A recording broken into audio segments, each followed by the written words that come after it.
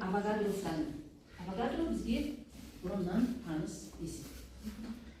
Авогадроның тұрақтысын кезінде итальяндық ғалым Амадео Авогадроның құрметіне 6,102 көбейтілген оның 23 дәрежесі деп біздер белгілеген болатынбыз. Яғни оның белгісі әр уақытта беріледі 6,102 көбейтілген оның 23 дәрежесінде. Енді әрмен қарай осы кез келген бір моль келген оның 23 дәрежесі бөлшектер болатындығын нағыламыз. Біз көрсетті.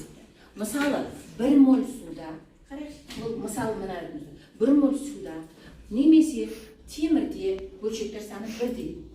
Тек судың молінде, бір молінде 6,102 көбейтілген оның 23 дәрежесі не болады екен? Ал темірдің бір молінде де 6,102 көбейтілген оның 23 дәрежесі. Ал енді бұдан зат мөлшері келіп шығады. Зат мөлшері дегеніміз не? Зат мөлшері біз әр уақытта бұған дейін n әріпімен берілгенбіз. n тең болады. Яғни айтқанда кез келген заттың зат мөлшерін табу үшін молекула саны немесе атом санымен есептеген кезде біздер әр уақытта зат мөлшерін молекула санын немесе атом санын Авогадроға қатынасы ретінде осы формула арқылы жазатын едік. Жазатын едік. Мүмкін. Мына зат мөлшерін табу формуласы жазып қойыңдар. Келесі. Енді молекула саны келеді. Молекула n дегеніміз не? Бұл молекула саны.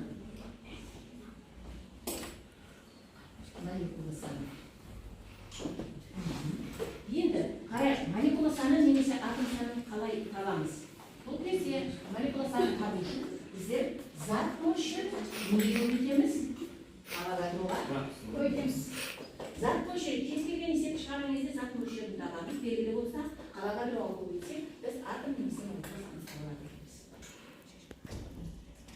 Енді ары қарай мольдік масса. Мольдік масса дегенімізде бұған кейбір есептер шығардық балар. Мольдік масса заттың бір масса. Мысалы, М, оны біз мольдік массаны әр уақытта үлкен М-мен белгілейміз. Бұл мольдік масса дейміз да? Мольдік масса.